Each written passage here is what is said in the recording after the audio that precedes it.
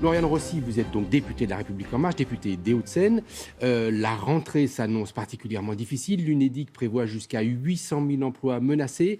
Certains secteurs sont à l'arrêt, des entreprises sont en grande difficulté. Est-ce que vous vous attendez à une rentrée sociale difficile, voire une explosion sociale ? Il est évident que cette crise sanitaire a des impacts économiques dramatiques pour de nombreux Français. C'est la raison pour laquelle nous avons mis en place, dès le début de la crise sanitaire, des dispositifs de soutien totalement inédits, uniques au monde.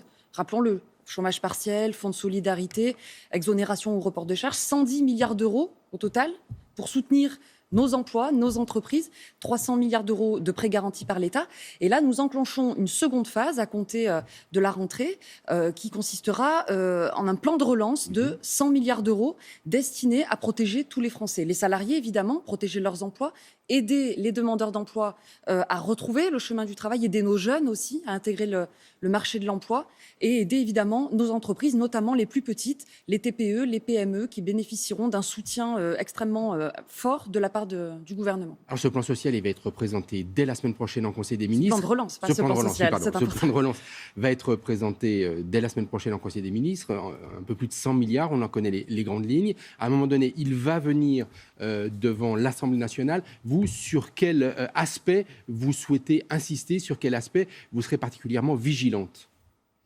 Ce plan de relance de 100 milliards va effectivement se découper en plusieurs tranches, si je puis dire. 40 milliards, d'une part, destinés à l'industrie et à nos territoires pour redessiner l'avenir économique de notre pays, soutenir évidemment l'industrie existante, mais également développer de nouveaux secteurs. Et je compte évidemment sur une croissance résolument écologique, une croissance verte. 20 milliards seront déployés au service de l'écologie pour justement investir dans des secteurs, des technologies vertes, dans les mobilités propres, dans un plan de rénovation thermique des bâtiments et bien d'autres secteurs qui permettront d'associer ce redressement économique à une croissance écologique, une croissance verte qui nous permet de nous tourner vers l'avenir et la protection de notre environnement. Mais s'il passe par l'Assemblée, ça veut dire qu'il va mettre un peu de temps avant d'entrer en fonction. Alors, ce plan de relance, effectivement, sera intégré au budget, ça veut dire qui sera examiné à l'automne par le Parlement. Ça veut dire qu'effectivement, il sera opérationnel pour 2021, mais on l'a démontré d'ailleurs dans le cadre des dispositifs de soutien que nous avons adoptés lors des précédentes semaines.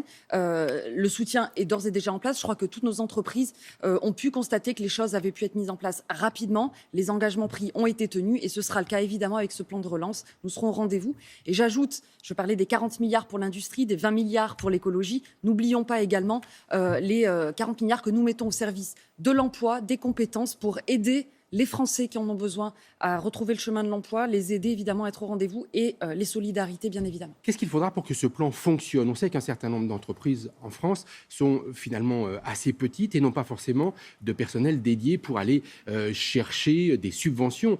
Comment faire pour aider ces toutes petites entreprises qui représentent l'essentiel du tissu industriel français ?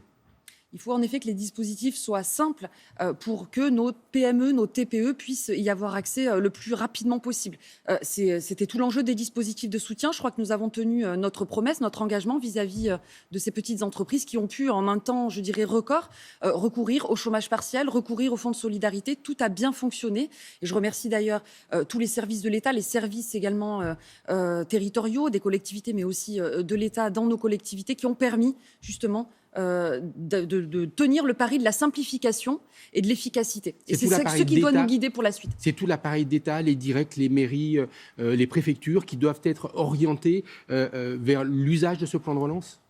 Oui, je crois que tout le monde, tous les services de l'État, tous les élus sont sur le pont pour aider les salariés et les entreprises de notre pays à faire front, à faire face à cette crise sanitaire, d'une part, qui est loin d'être derrière nous, et la reprise de la circulation du virus cet été le démontre, mais également les conséquences économiques qui peuvent être dramatiques dans certains territoires, dans certaines entreprises, et nous serons au rendez-vous. Personne dans ce pays, aucun Français ne doit être laissé au bord du chemin. Nous serons au rendez-vous pour protéger tous les Français, quels qu'ils soient. La rentrée scolaire, c'est dans 15 jours. Est-ce que vous savez si les élèves devront être masqués dans les classes ? Alors, la rentrée scolaire, je l'ai vu, suscite quelques inquiétudes, notamment du côté des syndicats d'enseignants. Il y a un protocole sanitaire qui a été dévoilé par Jean-Michel Blanquer fin juillet. Évidemment, entre-temps, la circulation du virus a pu évoluer. Je sais que Jean-Michel Blanquer, le ministre de l'Éducation nationale, travaille activement pour vérifier si ce protocole est adapté aux conditions de la rentrée scolaire le 1er septembre prochain. Il s'exprimera la semaine prochaine pour annoncer quelles seront les mesures à prendre dans le cadre de cette rentrée. Moi, je comprends l'inquiétude, elle est légitime aussi bien du côté des parents d'élèves, des enfants et des corps enseignants. Je crois qu'il faut savoir raison garder. Les protocoles sont en place, tous les scénarios sont envisagés et quant au port du masque, le ministre s'exprimera. Pour le moment, il est réservé aux enfants de plus de 11 ans. S'il faut renforcer le protocole, ce sera fait évidemment au regard des préconisations scientifiques et médicales. On va parler un peu politique. Jean Castex, un Premier ministre venu de LR, remplace Édouard Philippe, un Premier ministre également venu de LR. Ce gouvernement veut revenir sur la réforme des retraites, veut maintenir la réforme de l'allocation chômage. Est-ce que cette majorité, elle va à nouveau marcher sur ses deux jambes, ou est-ce que vous, l'ex-socialiste, vous êtes à l'aise dans cette majorité ? Notre majorité est forte de sa diversité. Moi, j'ai rejoint justement le mouvement En Marche pour surpasser ces vieux clivages gauche-droite et me mettre au service du pays qui a plus que jamais besoin, dans le cadre de cette crise sanitaire, économique, d'un rassemblement. Un rassemblement des hommes et des femmes qui ont à cœur de se retrousser les manches pour aider justement à relancer et à rebâtir notre pays.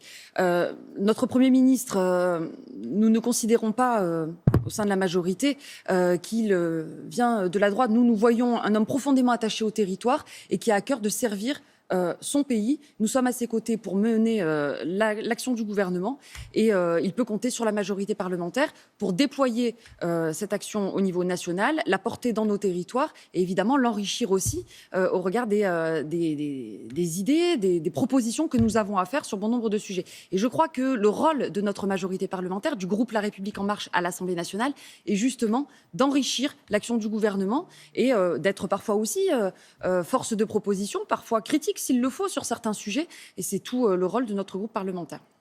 On va s'arrêter là. Simplement, si Lyon se qualifie pour la finale ce soir, dimanche, vous serez quoi ? Plutôt PSG, plutôt Lyon ? La députée francilienne, la députée des Hauts-de-Seine qui vous parle soutiendra évidemment le PSG, mais ce serait en tout cas une immense fierté que de voir Lyon affronter Paris, une première dans l'histoire. Ouais.